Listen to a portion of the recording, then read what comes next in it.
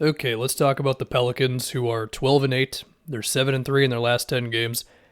Going to talk about Zion for a bit here. We'll get to CJ Ingram, the offense and the defense overall. And actually, real quick, I just want to say, so CJ, Zion, and Ingram have not played together in a game, like all three of them, in a couple of weeks. They've got like 16 minutes played together since November 15th, I believe was what I checked. So at the most, two of them have been out there for a minute. Some games they've only had one.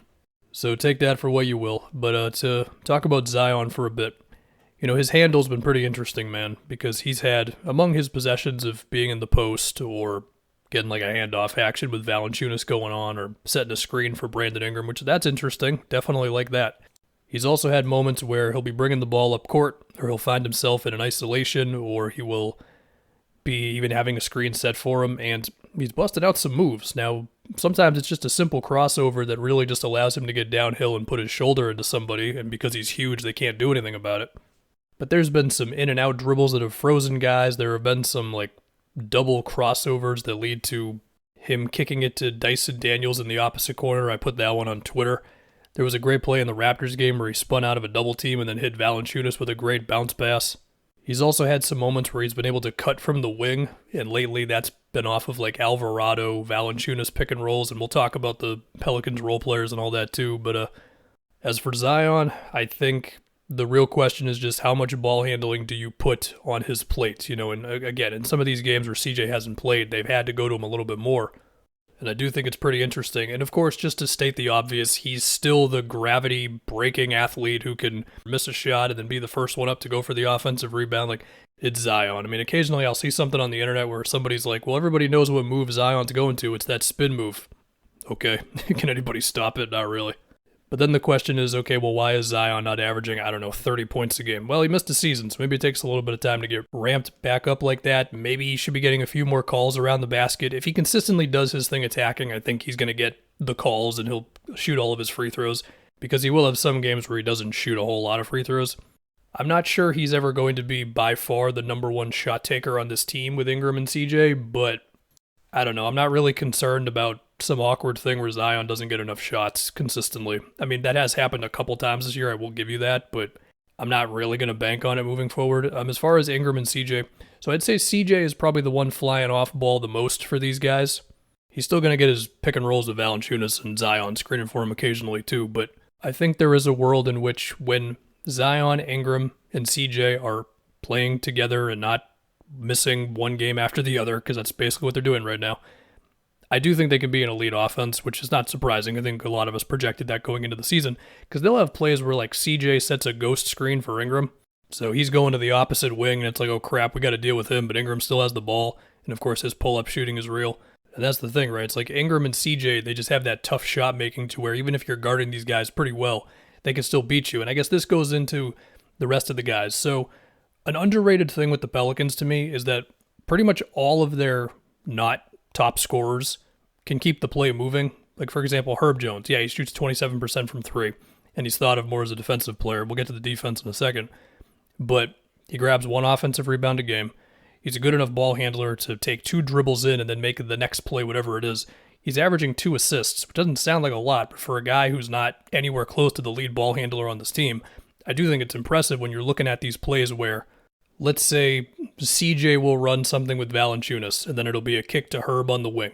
Herb pump fakes, takes 2 dribbles in, and then it might be a kick to Trey Murphy or Dyson Daniels, who, by the way, they should be very excited with Dyson Daniels based on his last couple of games, because he's looked very comfortable with the ball in his hands, and he has not just floated around the perimeter and kept the play moving. Like, if he's got an opportunity to go at a driving lane, he is doing it. And as far as the jump shot, 47% from 3.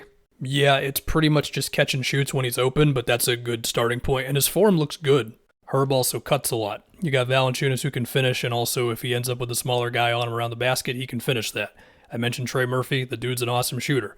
Devontae Graham, while his efficiency for his career has not been amazing, the dude can put the ball on the deck. I remember one play they ran like a double screen for him out of the corner. He gets it, has some momentum, and then he flips it to Zion underneath the basket.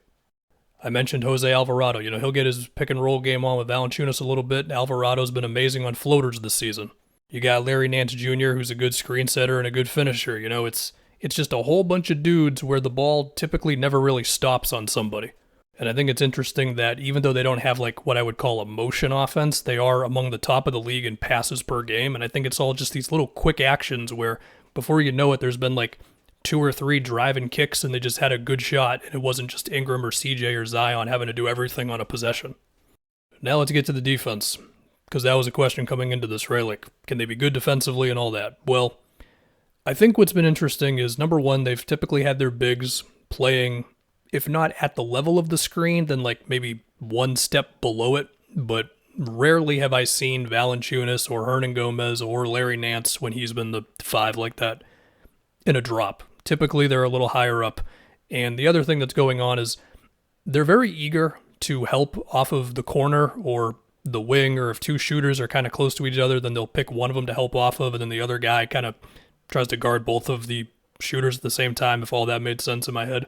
And if you freeze frame some of their defensive possessions, you will have moments of like, is this guy guarding anybody? And it's like, well, yeah, they're just planting an extra guy in the paint, and they're basically gambling to not give up a bunch of threes. And if you want to dive into the numbers, they give up the 7th most 3-point attempts per game.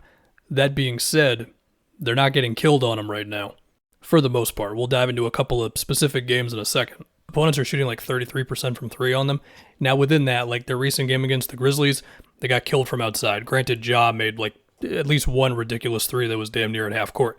But also, like, there were a couple possessions where Valanciunas, he ended up switched onto Ja even, and then Herb is coming to help pretty hard, and then last second Ja kicks it to Dillon Brooks, and a lot of guys would like commit to the shot, but Ja like contorts his body in midair to kick it to Brooks. Like, that's the type of stuff that they're risking, and they are asking, like, you know, Zion to close out hard. And, you know, Zion, like in the recent Raptors game, he had one possession where he helped out really well on a Siakam drive, and then he closed out to Anunoby really well. It's like, okay, that was nice.